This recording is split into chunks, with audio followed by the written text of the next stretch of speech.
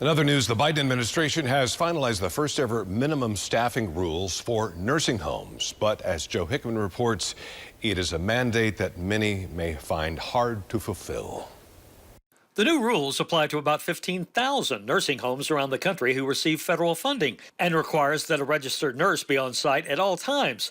It also mandates that every resident receive over 3.5 hours of nursing care per day for things like getting dressed, going to the bathroom, and eating, meaning that a facility with 100 tenants would need at least 2 registered nurses and 10 to 11 nurse aides per shift. Prompted by the large number of deaths from COVID-19 in long-term care facilities, the new federal requirements are intended to solve problems due to sparse staffing, such as failing to diagnose illnesses, severe bed sores, and frequent falls. After 100,000 registered nurses left the industry during the pandemic, efforts have been made to recruit and quickly train new members of the workforce. But it's still predicted that by next year, the RN shortage will be around 78,000, and it's 63,000 by 2030.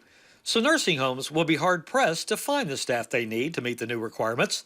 When we look at the statistics, approximately 4 out of 496 certified facilities in the state of Missouri would actually meet the current mandate. That's impossible to be able to provide care. You can't just think that it's going to work the same as it is in, say, New York or California, as it would in Missouri. You have rural areas that have more difficulty hiring versus urban areas. We ran a $10,000 sign-on bonus for a nurse for 2 months and didn't get a single application. Tim Corbin is the administrator over the 65-patient Truman Lake Manor in Lowry City that has 72 employees. For his rural facility, the new mandate means we may or may not survive. We're in rural communities. They're not RNs. We run sign-on bonuses. We pay for education. We are paying higher wages than we've ever paid.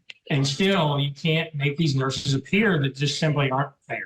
While the new requirements may be great for nurses, every nurse knows that all they got to do is pick up a phone and they have 5 jobs. It's expected nationwide that nursing homes will need $6 billion to hire enough employees. You know, we're not McDonald's or a local burger shack that we can up the price of a cheeseburger because we got to pay more for groceries. That doesn't work. How we charge, what Medicare and Medicaid pay us, is predetermined. So as to what Corbin thinks of the federal government's new regulations? I think they're out of touch with what's really going on in the medical community. I think that they don't see the shortages that are already existing and creating a bigger shortage. And they magnify this out across the nation. How many millions of people are they going to affect? Reporting for KY3, I'm Joe Hickman.